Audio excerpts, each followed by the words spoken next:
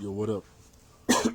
Now, I decided to come out live because I got a story to tell. You may not catch this video while I tell the story, but I'm gonna post it so at whatever time you come through, you can still find it. Now, I'm just gonna throw it out the way it happened. All right, it's just gonna come out as raw as it is. Now, this is to parents who like sugarcoating stuff and telling fairy stories to their kids. Now, this is what happened to my 6-year-old nephew. Yeah, my nephew. Nigga, I don't know if I'm allowed to say it on live, but this is on me anyway. Whatever. The boy started hustling when he was pretty young. Okay, so what happened is we were watching a cartoon, and then these cartoons are all about tooth fairies and whatnot. So he picked it up. Was like, man, that's cap. It's not true. There's no tooth fairies. And he was telling his other friends, they were watching cartoons, and he wanted to look smart, and he was like, this is all cap. There's no tooth fairies. There's no vampires. There's no ghosts. There's no whatever. This is just showbiz and whatnot. And he's 6-year-old. All right. So like, boy, what are you talking about? We grew up believing these things. Tooth fairies are real. Okay.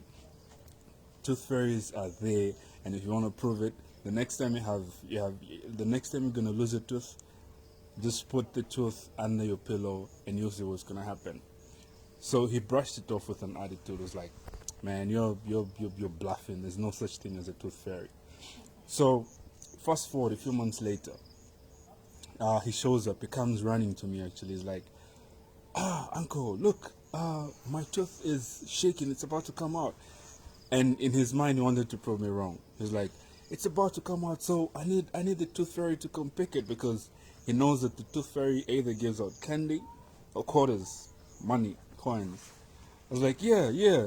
So just be on the lookout. Once it comes out, come back to me, and then I'm gonna prove you wrong. I swore it's gonna work out, because ideally I was a tooth fairy, so I was probably gonna sneak in under his bed, move the pillow and pick the tooth, and then put back either the candy or the money or whatever. So a few days later it came out, and before he slept, he's like, my tooth came out, and here it is. I'm gonna stuff it under my pillow, and I best hope the tooth fairy comes around and stashes a quarter or some M&Ms or some gumballs or something under my pillow. Like, yeah, just put it there before you sleep. You'll see, the tooth fairy never disappoints. So you'll definitely find your candy or your money under the pillow when you wake up. So he went to bed. As an adult who wants to keep the tradition going, because we grew up believing these things and nobody was there to decipher or to prove us wrong, I snuck up to his bed, moved his big head up under the pillow and pull out the tooth, and then stashed the money there. And the morning came. He woke up. He was amused. He found the money that I put there. Like, yo! He ran to my room. Yo, uncle, look! The tooth fairy actually is true. He came through for me, and he gave me the money. Yay! And then he went around and then showed his friends, and everybody believed. Again, I saved you money to guys. Everybody, all of his friends believed. So each time it was the onus was on me, because I didn't want to kill the tradition or the belief, the mysterious belief that tooth fairies and these other imaginary characters actually do exist. So the good thing is, I made the boy believe, and I made his friends believe.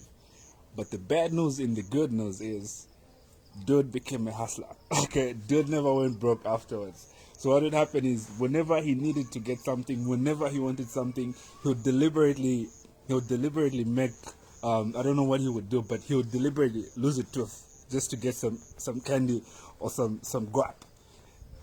Nigga became a baller. Nigga became a hustler. He would legit trade his teeth for a few pennies, for some coins. You know what I mean? Because I wouldn't put a lot of money, because then I'd be spoiling the little brat. So yeah. So ever since the boy learned how to trade, whenever he's broke, he'll just do whatever he would do.